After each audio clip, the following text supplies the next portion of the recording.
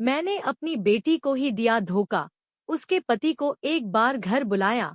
मेरी बेटी नीरजा, जो कि अब 22 बरस की है, मैंने अभी 1 साल पहले उसकी शादी एक बहुत अच्छे घर में गोरखपुर में कर दी थी।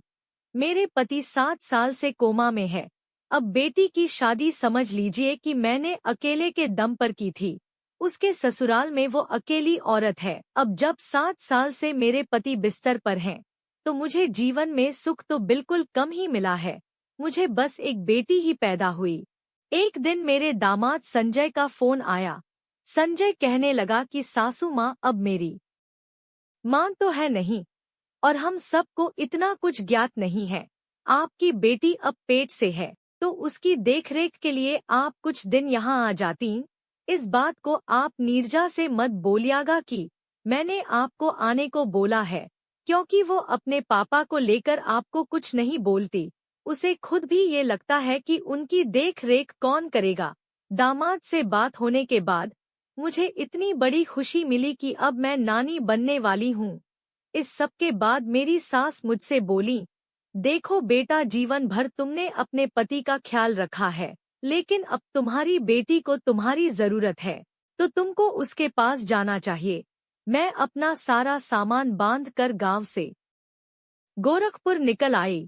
वहां स्टेशन पर पहुंचकर मैंने दामाद को फोन से बुलाया, तो वो मुझे घर लेकर आ गया। मेरी बेटी मुझे यूं अचानक से देखकर एकदम खुश हो गई, और फिर हमने खूब सारी बात की। रात को सोने की तैयारी होने लगी। करीब 11 बजे थे। मुझे नींद नहीं आ रही थी। मैं ये सोचकर अपने कमरे से बाहर निकली कि थोड़ा टहल लूं। मैं अपनी बेटी के कमरे से होकर निकली तो कुछ झगड़े की आवाज आई। मैं कान लगाकर सुनने लगी।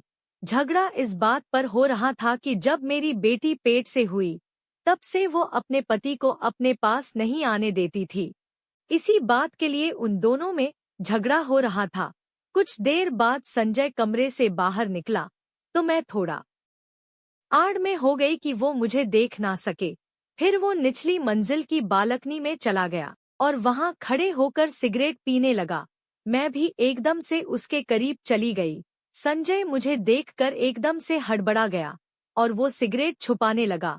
मैंने उससे कहा, अरे संजय, कोई बात नहीं है, मुझसे मत छुपाओ, मैंने देख लिया है, मैं भी कभी कभी पी लेती हूँ। उससे पूछा, क्या तुम मेरी बेटी से खुश हो? उसको तो ये मालूम ही नहीं था कि मैंने उन दोनों की बातें चुपके से सुनी है। वो बोला, हाँ माँ जी, सब बढ़िया है। माँ जी, एक बात बोलूं कि आपकी बेटी आप पर तो बिल्कुल नहीं गई है। मैंने पूछा, क्यों? संजय, आप